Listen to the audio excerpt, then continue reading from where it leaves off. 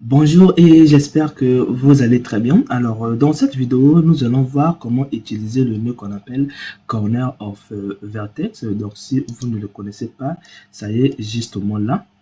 Donc, ça y est là que vous voyez simplement et c'est ça que nous allons étudier. Alors, à quoi ça va nous servir? Son principale utilité est de nous permettre de sélectionner par exemple à partir d'un point ici. Ça va nous permettre de sélectionner par exemple les faces qui sont connectées à ce point. Donc, j'espère que vous avez compris cela. Alors, voilà simplement un exemple. Donc là, je vais échanger un peu. Donc, je vais mettre par exemple le point qui se trouve ici et voir est-ce que ça va sélectionner vraiment les faces qui se trouvent autour. Donc là, je vais essayer de faire passer. Vous remarquez bien que ça sélectionne les faces qui se trouvent autour. Alors, si j'essaie encore de prendre un autre point au hasard, donc je ne sais pas, ce point qui est là, ça va me sélectionner par exemple les faces qui se trouvent autour d'ici. Donc, si je fais passer, vous voyez ce que ça donne. Alors, pour cela, on va créer un nouveau projet pour comprendre comment utiliser ce nœud. Alors, dans cette vidéo, je ne vais pas reprendre la notion des coins. Sinon, ça va encore me prendre un peu de temps. Donc, je vous conseille plutôt d'aller voir la vidéo précédente que vous allez trouver en lien en description ou simplement à la fin de cette vidéo ou encore sur des fiches qui vont se passer ici. Donc, pour cela, on va venir simplement dans Géométrie Note, on va venir ici et nous allons venir au niveau des nœuds topologie. On va voir ce nœud qui est là. Donc, rappelez-vous, dans la vidéo précédente, on a vu ça. Donc là, nous allons voir maintenant ça. Alors, euh, pour cela ici, en fait, là, c'est que si, par exemple, je vous pose une question, quels sont les coins de cet objet, vous allez pouvoir m'indiquer peut-être ça, tous les coins que vous voyez. Et effectivement, c'est ça.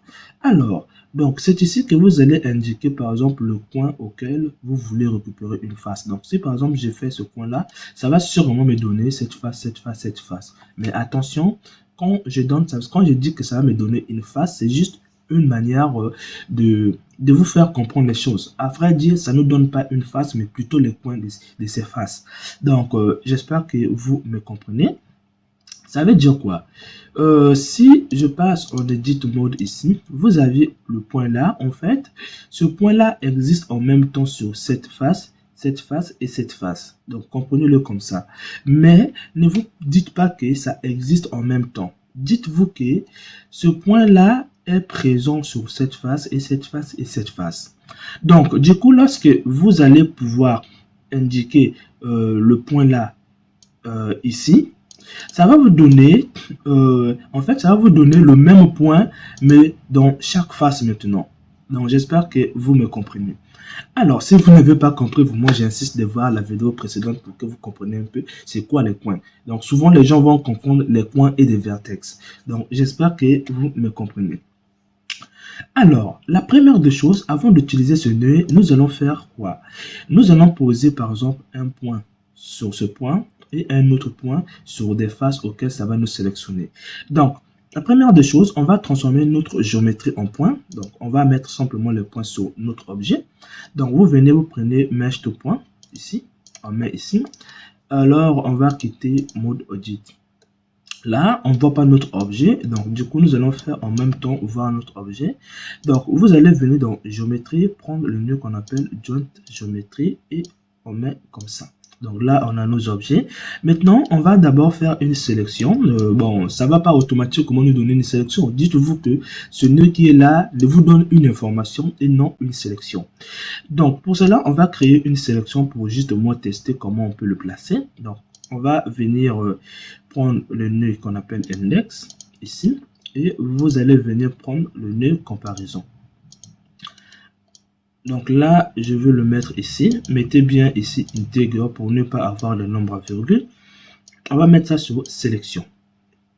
Et là, vous allez pouvoir changer. Donc là, c'est normal parce que ici, c'est mal fait.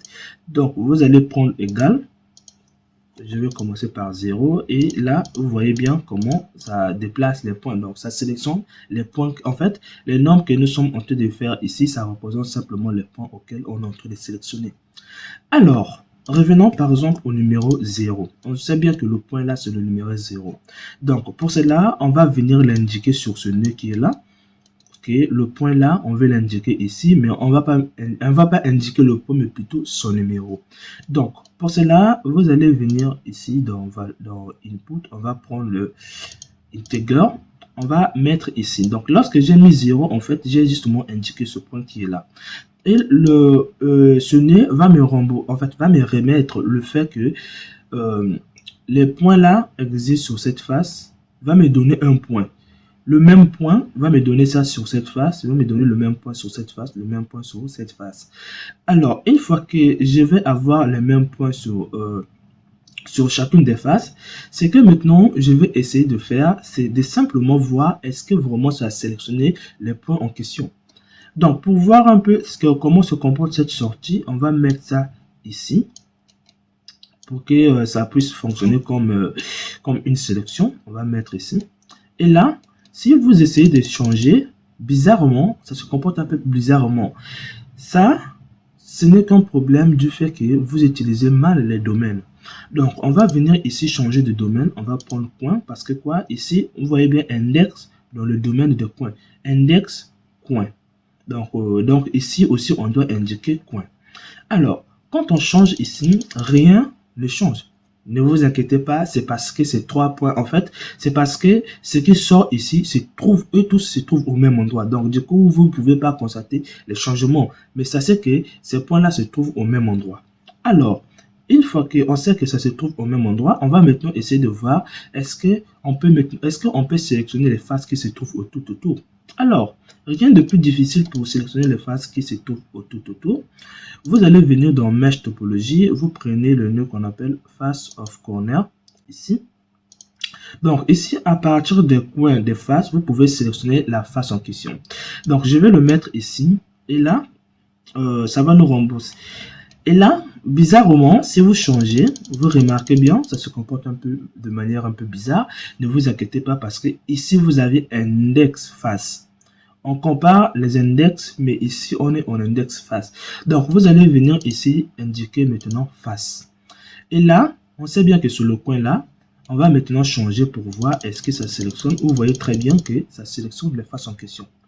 Donc, si j'enlève, si je remets ça ici, je vais essayer de changer un peu. On va mettre ce point. Je vais essayer de prendre par exemple ce point là. Donc, je vais faire passer ici. Donc, tout d'abord, je dois d'abord savoir le numéro du coin qui se trouve ici.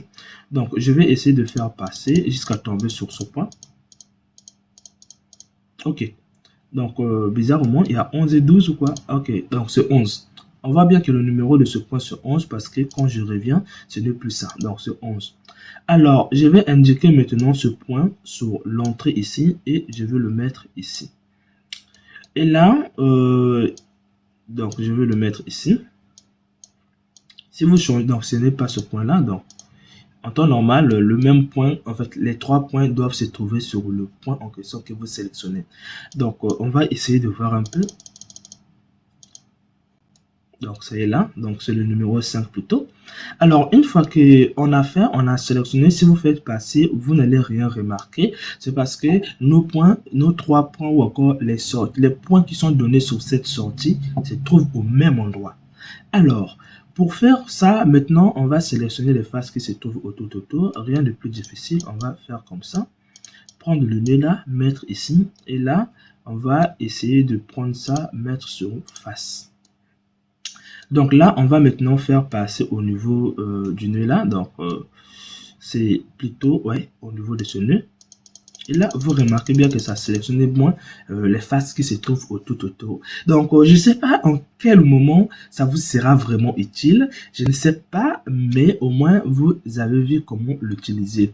Si vous n'avez pas compris les coins, j'insiste vraiment d'aller voir la vidéo précédente auquel j'expliquais au moins les coins. Donc, j'espère que cette vidéo vous a plu. On se retrouve dans la prochaine vidéo.